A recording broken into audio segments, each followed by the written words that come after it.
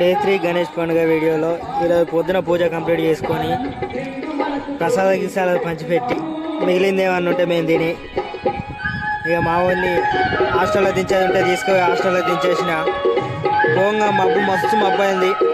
మబ్బుని చూసుకుంటూనే పోయి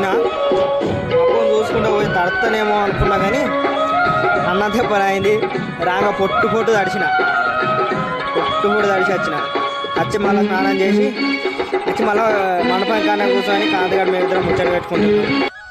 గోడ్సేపు తర్వాత మంది వచ్చిన తర్వాత గోడ్సేపు క్యారమ్ బోర్డ్ అట్లా టైంపాస్ చేసి సాయంత్రం పూజ కంప్లీట్ చేసినాం. సాయంత్రం పూజ కంప్లీట్ అయిన తర్వాత పోరాన్ని గుండు శివ మొండి శివ తయారు చేసి